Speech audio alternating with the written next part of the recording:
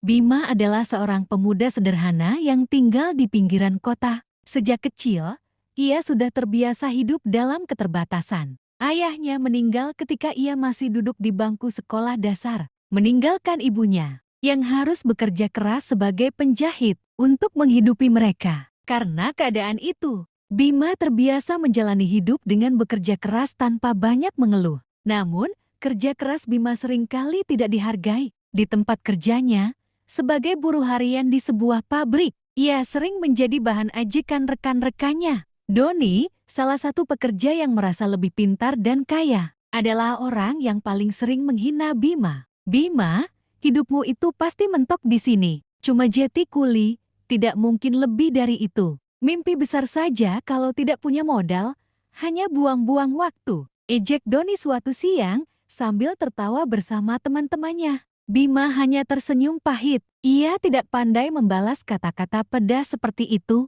Namun, di dalam hatinya, ia merasa marah dan terluka. Malam itu, saat ia pulang ke rumah, ia menatap wajah ibunya yang sedang tidur di kursi tua. Wanita tua itu tampak lelah setelah seharian menjahit pakaian pesanan tetangga. "Bu, aku berjanji, suatu hari nanti, aku akan membuat hidup kita lebih baik," bisiknya dalam hati. Bima mulai merencanakan sesuatu. Meski uangnya pas-pasan, ia menyisihkan sebagian dari gajinya untuk membeli buku-buku bekas tentang bisnis dan pengembangan diri. Setiap malam, setelah pulang dari pabrik, ia duduk di meja kecil di kamarnya, membaca dengan tekun. Selain membaca, Bima juga memanfaatkan ponsel tuanya untuk belajar melalui internet. Ia menonton video tentang cara memulai bisnis, membaca kisah-kisah inspiratif, dan mempelajari cara memanfaatkan media sosial untuk promosi. Selama beberapa bulan,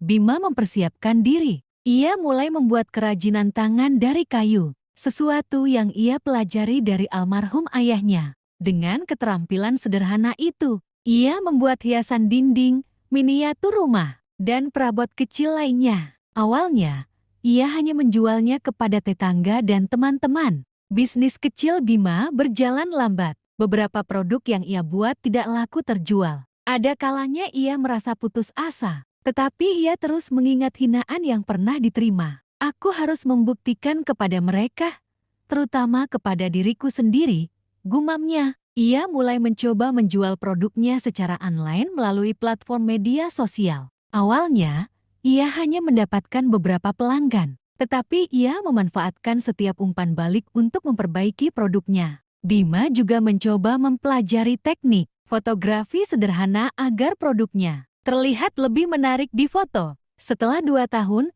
usahanya mulai membuahkan hasil. Bima berhasil mendapatkan pesanan besar dari seorang pembeli yang tertarik dengan produknya. Pesanan itu menjadi titik balik baginya. Dengan uang hasil penjualan tersebut, ia membeli lebih banyak bahan baku dan memperluas produksi. Ia juga mulai mempekerjakan beberapa pekerja untuk membantunya. Dalam waktu singkat, bisnis kerajinan tangan Bima berkembang pesat. Namanya mulai dikenal sebagai salah satu pengusaha muda berbakat di kota itu. 5 tahun setelah hinaan dari Doni, Bima diundang ke sebuah acara penghargaan untuk pengusaha muda sukses. Ia mengenakan jas sederhana, tetapi rapi. Di acara itu, ia bertemu dengan Doni yang kini bekerja sebagai pegawai administrasi di sebuah perusahaan kecil. Doni tampak terkejut melihat Bima dengan ragu. Ia mendekati Bima dan berkata, "Bima, aku tidak menyangka kau bisa sejauh ini.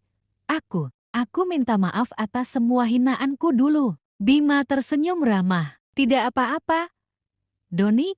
Hinaanmu dulu justru menjadi motivasi untukku. Terima kasih karena tanpa itu, mungkin aku tidak akan sampai di sini." Doni hanya terdiam, merasa malu sekaligus kagum. Kini, Bima tidak hanya sukses secara finansial, tetapi juga menjadi inspirasi bagi banyak orang. Ia sering diundang untuk berbagi cerita tentang perjuangannya. Dalam setiap kesempatan, ia selalu mengatakan, "Jangan biarkan hinaan orang lain menghentikan langkahmu. Gunakan itu sebagai bahan bakar untuk mencapai impianmu." Hidup Bima berubah total. Ia mampu memberikan kehidupan yang layak bagi ibunya dan membuka banyak lapangan pekerjaan di kotanya. Hinaan yang dulu menyakitkan kini telah berubah menjadi kebanggaan yang ia bawa sepanjang hidupnya.